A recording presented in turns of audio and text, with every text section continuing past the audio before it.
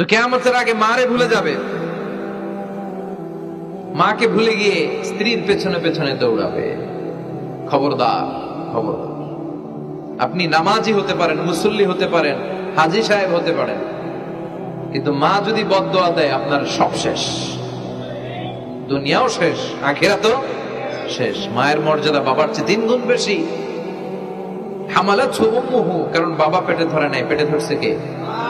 ওয়াহানান আলা ওয়াহান, 8 মাস 10 মাস এই বোঝাটা বাবা বহন করে নাই, করলো কে? ফিসালুহু ফি আমাইন, 2 বছর বাবা দুধ খাওয়ায়নি, দুধ খাওয়ালো কে? মায়ের এক ধার দুধের দাম কাটিয়া গায়ের চাম, বাপস বানাইলে ঋণের শোধ হবে না, এমন দরদি ভাবে কেউ হবে না আমার মা গো। ঠিক কিনা? লাউ কাতা'তা জিলদাক, আপনার গায়ের চামড়া কেটেও যদি মায়ের পায়ের জুতা বানিয়ে দেন, কি বানিয়ে দেন? কি দিয়ে? গায়ের চামড়া দিয়ে। এই যে 2 বছর যে দুধ খাইলাম, এই দুধের 1 ঢোক দুধের শোধটাও আদায় হবে না। এজন্য খবরদার, মাকে যেন আমরা ভুলে না যাই। মা দোয়া করতে দেরি, ওই দোয়া কবুল হতে। আমরা ছোটবেলায় যে কত কষ্ট দিয়েছি, সবচেয়ে বেশি কষ্ট যখন দিয়েছি মাকে, ওই স্মৃতিগুলো আমাদের মনে পড়ে না। আপনার বয়স যখন 1 বছর, আপনি স্মৃতি হাতরে এত দূর যেতে পারবেন? 1 বছর বয়সে কি কি কষ্ট দিয়েছিলেন মনে আছে? মানুষের বয়স যখন 2, 3, 4 হয়, 4-5 বছর বয়সে তখন তার কথাগুলো খেয়াল থাকে। কিন্তু সবচেয়ে কষ্ট কিন্তু মাকে বাবাকে আমরা দিয়েছিলাম যখন আমাদের বয়স 1-2 বছর ছিল। আর মায়ের পেটের ভেতরে যখন ছিলাম তখনও কষ্ট দিয়েছি কি দেই নাই? এক একটা লাথি যখন মেরেছি আমার মা বেহুশ হয়ে যেত।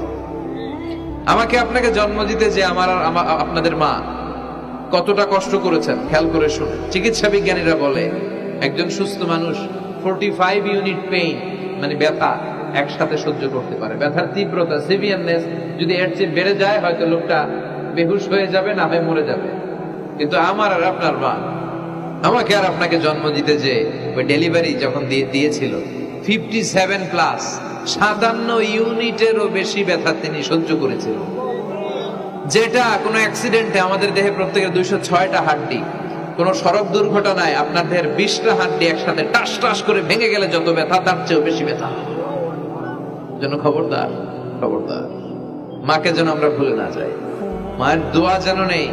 কখনো যদি মায়ের সাথে বেয়াদবি করে থাকি, আমরা যেন মাফ চেয়ে নিই। রাজি আছি তো যুবকেরা? রাজি আছি সবাই? আমরা সবাই মায়ের দোয়া নিব। মায়ের দোয়া ছাড়া কেউ জীবনে সফল হতে পারে? মা যার চলে গেছে তারা জানে মা না থাকার কি জ্বালা। হ্যাঁ, মায়ের কথা মনে পড়ে না?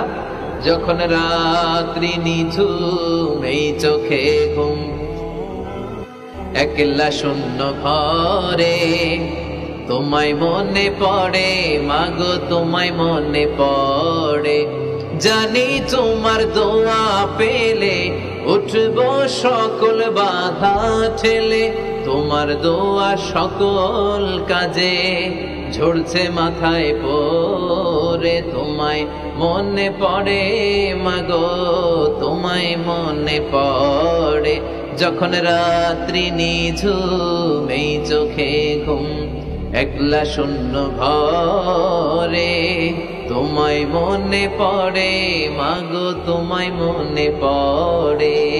ঠিক কিনা?